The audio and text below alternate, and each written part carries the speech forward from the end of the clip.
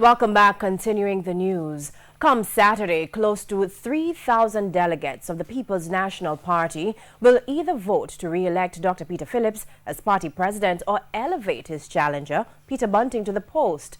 In Primetime News Wednesday, we'll feature one PNP's Dr. Peter Phillips, but today we sat down with Rise United's Peter Bunting to get the very latest on his preparation to contest the poll. We're now in the final phase of the campaign, which is really focused on intense delegate engagement and getting out the vote in these last few days. And we are very encouraged by our canvass results. We believe that we have the votes necessary for to get a strong mandate on Saturday. And we're not going to be complacent because we know, as in any race, you have to run right through the tape. But on the surface, one PNP seems to have gained the support or the attraction from major groupings within the PNP, which people argue pull a lot of weight where delegates are concerned. How do you respond to that?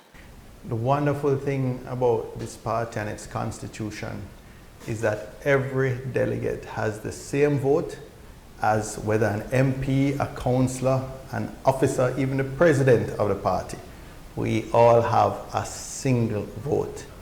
And we're confident that these delegates, who quite frankly have not felt listened to, have not felt appreciated, have been demotivated and demoralized until we launched our campaign, we feel that they will be supporting us strongly come Saturday. And if in fact you are successful, Mr. Bunting, what are some of the immediate changes are you planning to implement? Well, we started out with the name of our campaign, Rise United. Come September 8th, obviously the first task will be to, if not rise entirely united, but be focused on that as the first order of business. There will be no purge of any members of the party. There will be a place for everyone. Secondly, we must accelerate the whole modernization of the party, looking at its communications approach, the structure, the strategy of the party, making it fit for purpose for the current era, the current paradigm. And then if you're not successful, would you run for president again? You know, I'm focused on what is happening on Saturday. You can ask me this question on Sunday and I'll tell you. But right now, I'm really not looking beyond our target. You have not considered whether or not this would be the end of your political career as MP, or? I think I'm, a bit young to retire now. I had committed to my constituents a minimum of 4 terms, the constituents of Central Manchester.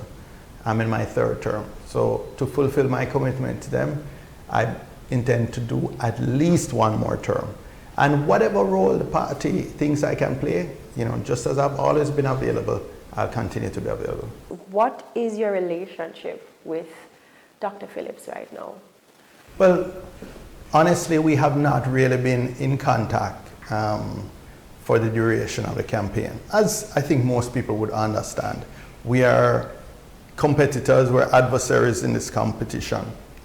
But I would say up until the start of the campaign, we had a very cordial relationship. I would consider him my friend. We've been to each other's homes. I was at his son's wedding a few months ago. So, he's somebody that I consider a friend. I certainly have a great deal of respect for him.